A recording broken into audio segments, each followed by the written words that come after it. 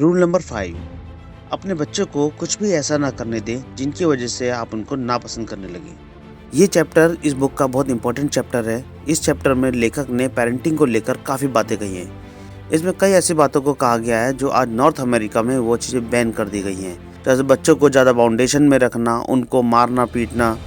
दोस्तों, बच्चे शारीरिक और मानसिक रूप से बहुत कोमल और सेंसिटिव होते हैं। बच्चे किसी भी चीज़ को आसानी से अपने व्यवहार में शामिल कर लेते हैं, चाहे वो अच्छी चीज़ हो चाहे बुरी। बच्चों के लिए दुनिया में सबसे पहला गुरुकुल उनका घर होता है और उनके माता पिता उनके शिक्षक। या ये कहें कि बच्चों के लिए पहली शिक्षा दुनिया में सबसे पहले घर से शुरू होती है। घर में उनका जैसा माहौल होता है, जैसा एनवायरनमेंट होता है, बच्चों पर उसका बहुत गहरा असर पड़ता है। दोस्तों, दुनिया में लगभग 700 अरब की आबादी है और हर इंसान की वर्तमान स्थिति उसके शारीरिक और मानसिक और उसके पारिवारिक माहौल और उसके सराउंडिंग एरिया यानी संगत पर निर्भर करता है। लेखक पीटरसन कहते हैं कि जिस तरह से माँ बाप का कर्तव्य अपने बच्चों को अनुशासन, शिक्षा और संस्कार देना होता है, उतना ही ज़रूरी उनकी गलतियों के लिए उनको डांटना, यहाँ तक कि ज़रूरत पड़ने में थप्पड़ मारना भी ज़रूरी होता है। बच्चों को ज़रूरत पड़ने पर डांटना उनके सामाजिक और व्यक्तिगत विकास के लिए ज़रूरी है।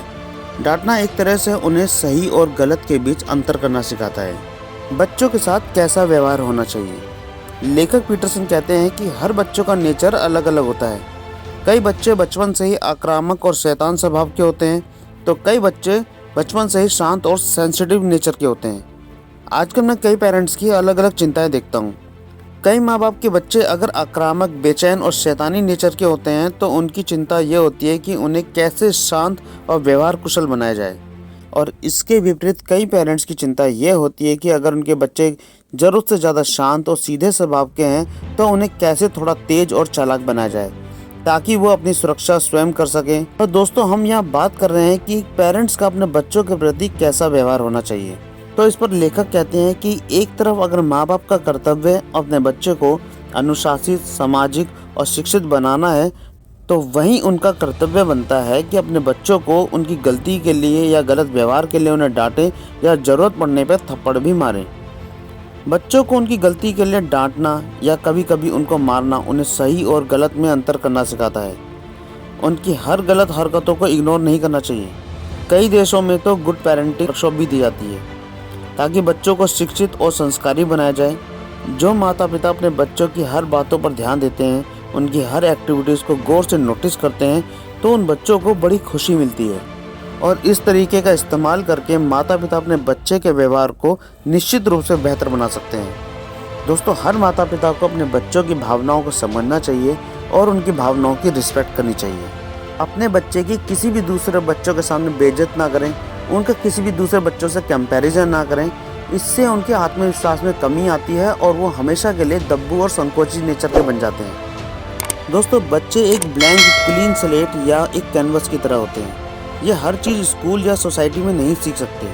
इनको घर में एक अच्छे इमोशनली सपोर्टिव और पारिवारिक माहौल की ज़रूरत होती है। कई बार माता पिता अपने बच्चों को संस्कारी और अनुशासित बनाने के लिए उन्हें कई तरह के नियमों और रूल रेगुलेशन में बांध देते हैं। उनका स्ट्रॉन्ग टाइम टेबल बना देते हैं, जैसे home activities, school, tuition, other activities. उनके पास अपने लिए समय ही नहीं बचता।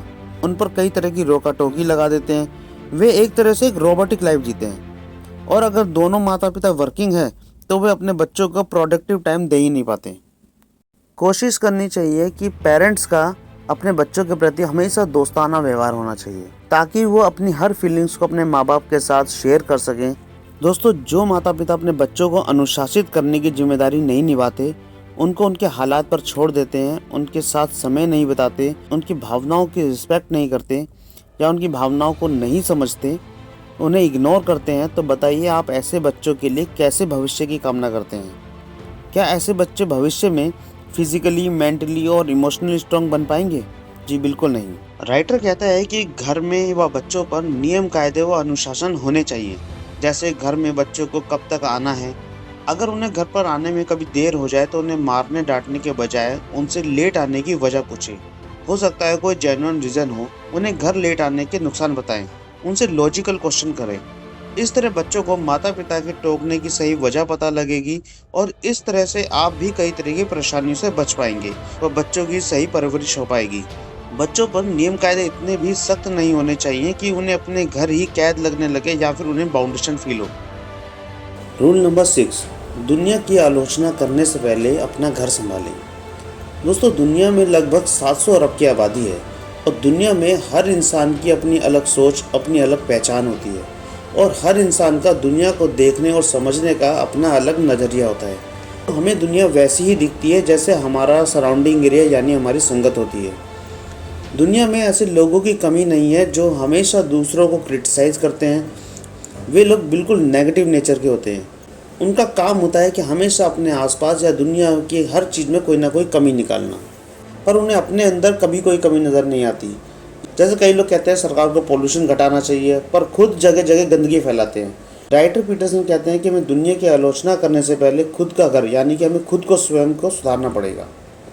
इस पर राइटर पीटरसन प्राचीन यहूदी लोगों का उदाहरण देते हुए कहते हैं कि प्राचीन यहूदी लोग इतने पॉजिटिव थे कि वे कोई भी प्राकृतिक आपदा आने से पहले ही उसकी तैयारियां करके रखते थे ताकि उससे निपटा जा सके। फिर भी जान माल की नुकसान होने पर वे उसकी पूर्ण रूप से जिम्मेदारी अपने ऊपर लिया करते थे। वो किसी को दोष नहीं देते थे। इसलिए हमें किसी भी समस्या का पहले से आभास होने पर उसकी पहले से तैयारियां करनी चाहिए और अगर कोई नुकसान होता भी है तो हमें पूर्ण रूप से उसकी जिम्मेदारी हमें स्वयं लेनी चाहिए। हमें किसी को दोष नहीं देना चाहिए। इसलिए ऑथर कहता है कि हमेशा दुनिया में बुराई देखने या आलोचना करने से पहले अपना घर संभालें या खुद को सुधारना चाहिए। हमेशा पॉजिटिव रहें और सकारात्मक और खुश मिजाज लोगों के संगत में रहें। सुख दुख तो दोस्तों जीवन में चलते ही रहते हैं। अपनी पास्ट में हुई गलतियों से सीखें और हर दिन अपने आप को कुछ बेहतर बनाने की कोशिश करें। रूल नंबर 7, जीवन में हमेशा कुछ ऐसा करें जो अर्थपूर्ण यानी वैल्यूबल हो। दोस्तों, शायद पूरे ब्रह्मांड में पृथ्वी ही एक ऐसा प्लेनेट है जहाँ पर जीवन है और इंसान ही एकमात्र जीव है जो अपने ब्रेन पावर, अपनी कार्य क्षमता का उपयोग करता है और हम सब खुशनसीब हैं कि हमें मानव जीवन मिला है। इसलिए दोस्तों, हमें इस मानव जीवन का महत्व को समझना चाहिए और हम सब इंसानों के जीवन में समय भी लिमिटेड मिला है। इसलिए दोस्तों, हमें अपने जीवन को महत्वपूर्ण कार्यों में लगाना चाहिए। फालतू के कामों में अपना समय व जीवन बर्बाद नहीं करना चाहिए। आज हमारे पास अपने माइंड को डिस्ट्रैक्ट करने की हज़ारों चीज़ें हैं, जैसे social media, Facebook, YouTube, Instagram, दोस्तों के साथ घूमना। पर हमें अपना माइंड किन प्रोडक्टिव यानी महत्वपूर्ण कामों में लगाना है, यह सिर्फ हम पर डिपेंड करता है। दोस्तों, हमें अपने जीवन को किस दिशा में ले जाना है, अपने समय का कैसे सही उपयोग करना है, इसके लिए हमने एक हाइपर फोकस नाम की ऑडियो बुक भी बनाई है। आप उसे भी हमारे चैनल पर जाकर सुन सकते हैं, जिसका लिंक हमने अपने डिस्क्रिप्शन बॉक्स में दिया हुआ है। तो चलिए आगे बढ़ते हैं। ऑथर पीटरसन कहते हैं कि जीवन ईश्वर के द्वारा दिया गया एक अनमोल उपहार है। इसलिए हमें अपने समय के महत्व को समझना चाहिए और जीवन में तरक्की पाने के लिए इसे व्यवस्थित तरीके से इसका इस्तेमाल करना चाहिए। हर एक पल को सही तरीके से जीना, व्यर्थ के कामों को कम महत्व देना और महत्वपूर्ण यानी प्रोडक्टिव कामों को अधिक महत्व देना, यही जीवन का मूल तत्व है। हमें हमेशा सबसे पहले अपने सभी ज़रूरी कामों की एक लिस्ट बनाकर उस पर पूरा फोकस करना चाहिए और हमेशा कुछ नया सीखने का प्रयास करना चाहिए और अपने रिलेशन भी अच्छे बनाने की कोशिश करनी चाहिए। दोस्तों, हमें अपने उद्देश्य तय करने के लिए निश्चित लक्ष्य और योजना बनाना बेहद ज़रूरी है। बिना लक्ष्य के हम अंधेरे में भटकते रहते हैं। यहाँ पर हम आपको एक उदाहरण देकर समझाते हैं।